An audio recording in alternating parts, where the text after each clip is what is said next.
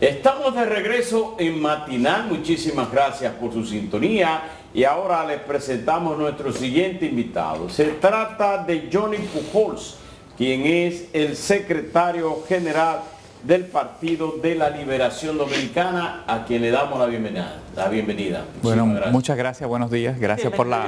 Gracias. La Junta Central Electoral está abocado a, y creo que ha conversado con el Partido de la Liberación Dominicana, al igual que lo ha hecho con otros partidos, sobre una nueva cédula de identidad electoral. Nos gustaría conocer... Bueno, una licitación abierta. Hay una licitación, pero hay temas dentro de la cédula que están integrados. ¿Qué hablaron con ustedes y si ustedes están de acuerdo con esta cédula? ¿Si tiene alguna aprensión? Sí, bueno, por un asunto incluso de coherencia, el partido está de acuerdo con que la cédula se modernice, porque en su momento, cuando se hizo la renovación de esta cédula, una de las observaciones que hicimos como organización fue que esta cédula no era inteligente, es decir, que no podía almacenar datos, no era electrónica, y la cédula que se está proponiendo pues tiene esas características. Es una cédula de fibra de carbono, tiene un chip integrado, va a permitir que se consolide información del ciudadano de diversas fuentes. Sí, sobre todo el chip. Sí, porque QR la contiene. Sí, ya tiene un código de barra exacto y tiene QR, o sea, tiene forma de leerse. Lo que no tiene es chip. No tiene chip, correcto. Y además, según lo que nos presentó la Junta, es más duradera. Nosotros hicimos una serie de observaciones al Pleno de la Junta cuando fueron y nos la presentaron, sobre todo sobre el proceso de contratación, incluso recomendaciones. El presidente del partido le dijo que consideraran la posibilidad de hacer una subasta inversa, que es... Usted identifica las propuestas y luego que se evalúan técnicamente y económicamente y usted selecciona la más barata de entre las técnicamente viables, usted pregunta a los demás oferentes habilitados si alguno puede ofrecerla más económicamente aún. Eso es una subasta inversa. El presidente le dijo, valoren esa posibilidad porque es un ahorro para el Estado. ¿Eso es lo que le preocupa al PLD? No.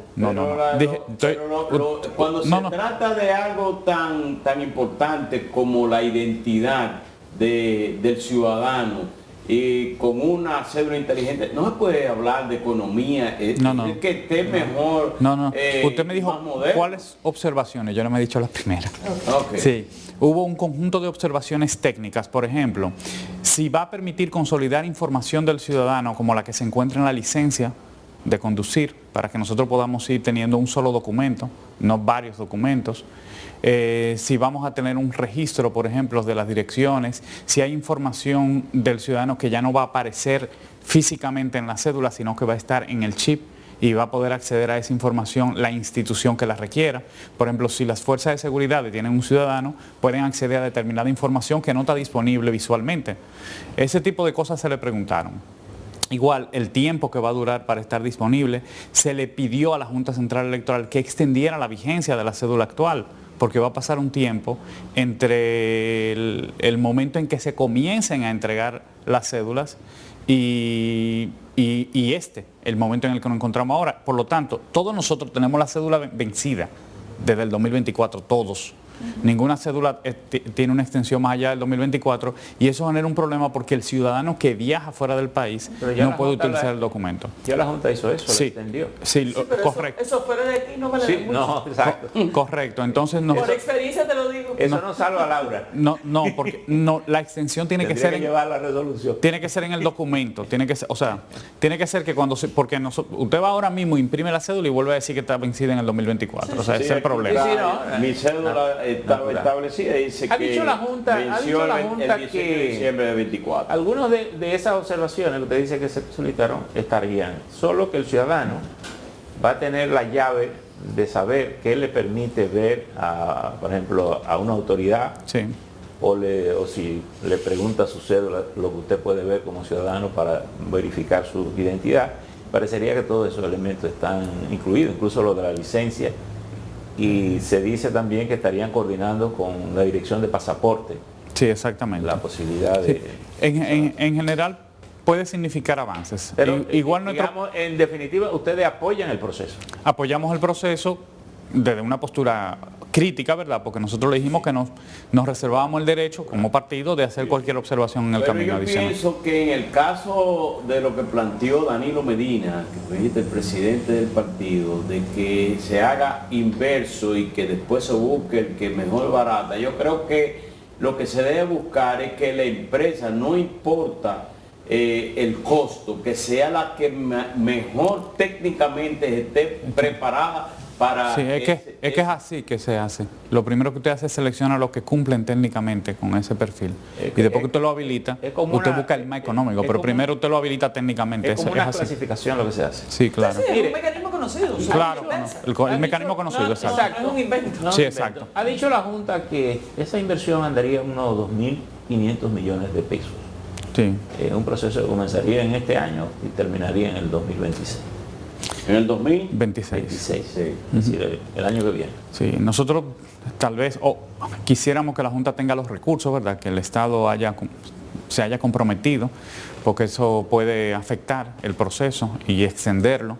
Fíjese que un proceso tan complicado en el que usted le piensa cambiar el documento a 8 millones de personas.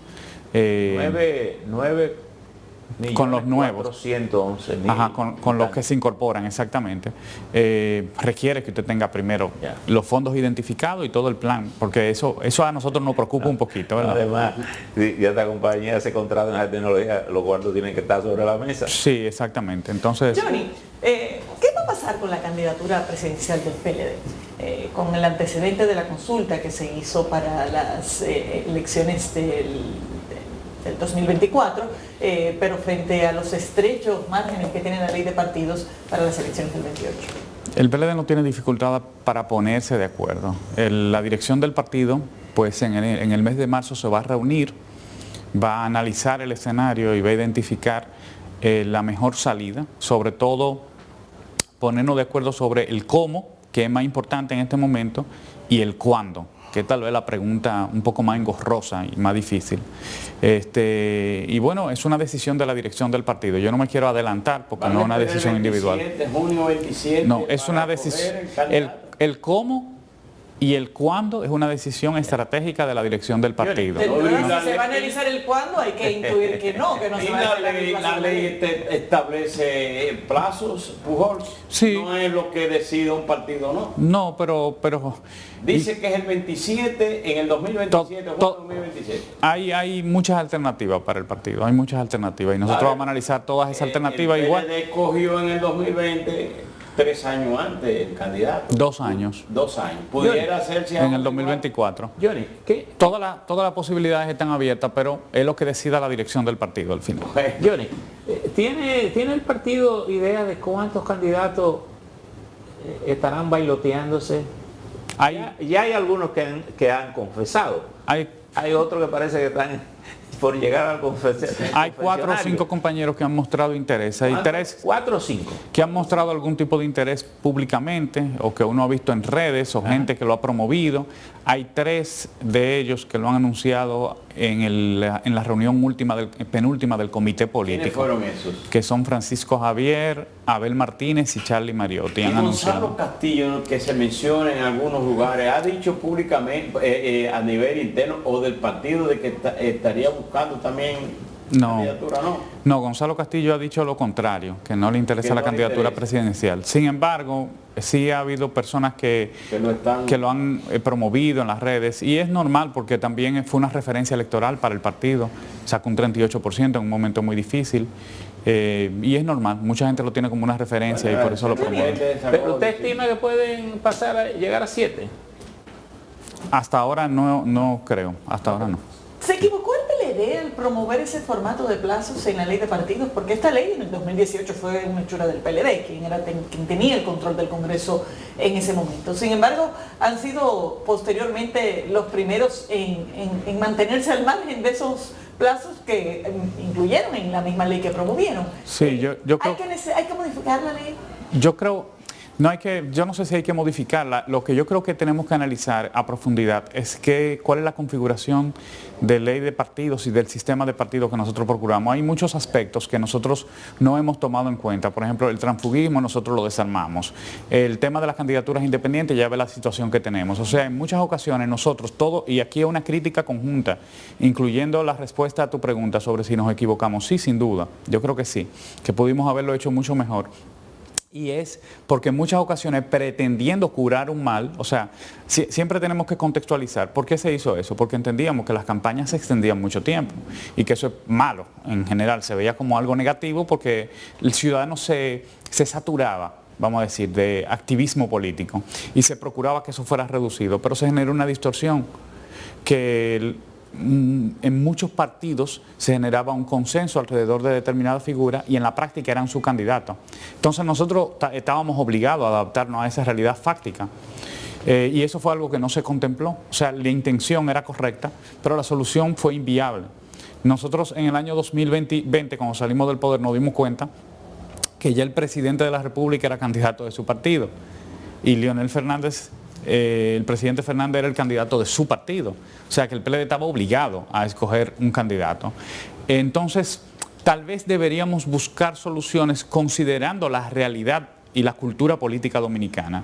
Pasó lo mismo con el tema de la candidatura independiente y entonces ahora estamos en toda esta situación que hemos tenido que corregir, vamos a decir entre todos, que buscar una salida entre todos. Primero, reconociendo que no podemos estar ni estamos en contra de las candidaturas independientes, porque la promovimos, el sistema de partido promovió las candidaturas independientes y la contempló en la ley. Que nosotros lo condenamos en la ley de partido y luego eso fue eliminado porque a algunos partidos no le convenía. O sea, generalmente hacemos ese tipo de cosas y fíjese, nosotros eliminamos la lista, las inscripciones por lista de candidatura. En los años 90 ustedes se acuerdan que para ser diputado usted votaba por el partido y el partido tenía una lista. ¿Por qué se eliminaron?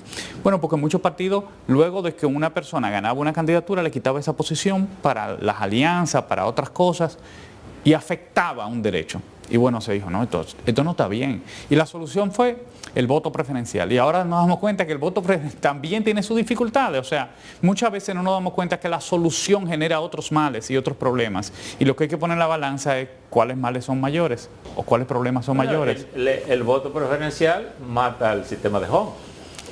El voto preferencial no mata porque igual se sigue... Porque al final tú estás eligiendo un candidato por alguien que vote. Yo le voy a decir, manda al ciudadano a votar de manera preferencial. No, porque igual usted está escogiendo preferencialmente de acuerdo al método de ONS. Ahora, y el método de ONS prima sobre el voto preferencial, porque gente bien votada, como Priscila de nosotros en Nagua, o José Horacio aquí en la capital, no resultaron electos, aunque eran preferencialmente votados. El método de ONS prima. 14.000 votos en el preferencial, Horacio, y no salió diputado. No tiene sentido. Y fíjese, otro con 3.000 salió diputado. El voto preferencial elimina la proporcionalidad. Al revés, que ahora mismo el método de ONS prima sobre el voto preferencial. Eso es lo que ocurre. Porque lo que hace es asignar escaños. Sí, el voto preferencial es solo después que están asignados los escaños. Entonces, eso genera también sus distorsiones. Fíjense, nosotros lo hemos discutido.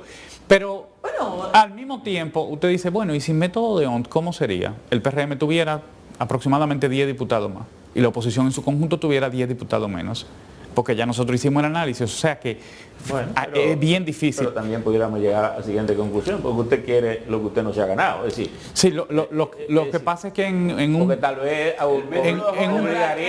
que hay otros métodos. No, hay otros métodos, pero sobre todo a los políticos a tener otra conducta. No creo, Percio. Yo creo que en un país donde la cultura política es tan limitada y donde el clientelismo es una realidad, lo que ocurriría es que perderíamos mucho más calidad en el Congreso. ¿Usted favorece en el método de Homs que se mantenga? Yo entiendo que ahora mismo es menos malo que su eliminación. O sea, se generan más problemas eliminando el método de ONS. Mucho más problemas. O sea, piense que un solo partido pudiera coger el Congreso completo. Claro. Piense nada más en esa posibilidad. Esa posibilidad hoy no existe gracias al método de ONS, aunque tiene sus dificultades. Si usted se da cuenta, cuando la inscripción era por lista, que tenía sus distorsiones, había más calidad en los organismos de representación. En el caso del PLD, nosotros teníamos, no como legisladores, como regidores en su momento, Reinaldo Pared, Cristina Lizardo, había una calidad, porque el partido se preocupaba por eso. Ha bajado mejorado la calidad de los dirigentes. Pero también. es por la eliminación de la lista, porque ya ese no es un criterio. El que tiene sus recursos y se mete en una candidatura gana, no importa si tiene condiciones, si tiene la mejor. ¿Entiende lo que le digo? Bueno, pero es más democrático al final. Es más democrático. Fíjese que es un asunto de equilibrio, de ir buscando salidas en el sistema democrático. Ahora, Johnny, ¿tiene solución lo de la candidatura independiente? Sí, tiene solución, porque lo que hay que regularlas. Nosotros no nos hemos opuesto a que hayan candidaturas independientes, sino a que el que se... Digo, el que, a regularla acorde con lo que el Tribunal Constitucional sí, sin ha duda, porque las decisiones del Tribunal Constitucional son vinculantes. Entonces, hay que regularla en el siguiente sentido. Uno, la cantidad de candidaturas independientes que se pueden admitir en un territorio para que logísticamente sea posible montar el proceso. Porque usted no puede admitir, por ejemplo, 100 candidaturas independientes en Enriquillo, Barahona. No puede, porque ¿cómo va a ser esa boleta? Entonces tiene que haber un proceso de preselección como hay en otros países. ¿Y cómo serían aceptadas? ¿Por el orden de llegada? No, si hay más de 3 o más de un número que se determine, tienen que ir a un proceso interno de primaria entre los candidatos independientes. Y no habría ningún problema con eso, porque los candidatos de los partidos van a primarias. Primarias entre candidatos independientes. Los hay en otros países, eso no es ninguna novedad, porque usted no puede admitir 1000 candidatos independientes. Javier, no es posible. Segundo, ellos tienen que cumplir regulaciones con respecto al financiamiento, porque aquí puede haber problemas de narcotráfico, de lavado de activos, etcétera, etcétera. Y de hecho, usted dirá, bueno, pero los partidos están sujetos a financiamiento público. Sí, pero es ilegal. El financiamiento público sabemos de dónde viene, igual nos auditan. Igual no evita que entre el dinero del narcotráfico a los partidos también. Imagínese que no hubiera ninguna regulación. Ahí entraría sin ningún problema. Y por último, el hecho de que las organizaciones no gubernamentales, que en muchos casos son financiadas públicamente, que promuevan candidaturas independientes, porque es posible, de acuerdo a la sentencia, no tengan que cumplir regulaciones, además de que son financiadas públicamente, se convertirían de hecho en partidos políticos sin ser reguladas. O sea, tendríamos dos tipos de partidos, unos que están bien regulados, que están auditados por la Junta, que tienen que cumplir ciertas reglas, y otros partidos que pueden actuar por la libre y que también en cierta medida o en muchos casos reciben financiamiento público. O sea, eso hay que resolverlo. En el caso de la ley electoral que establece, y ya habíamos hablado de eso en principio, pero quiero variar algunas cosas, en el 2027, junio de 2027, escogencia de candidaturas. Pero ¿qué ocurre? La Fuerza del Pueblo ya tiene un candidato visible, es Leonel Fernández. En el caso del Partido de la Liberación Dominicana, tiene que buscar dentro de sus dirigentes, que quizás algunos lo conocen y otros no lo conocen a nivel nacional, son nuevos como candidatos.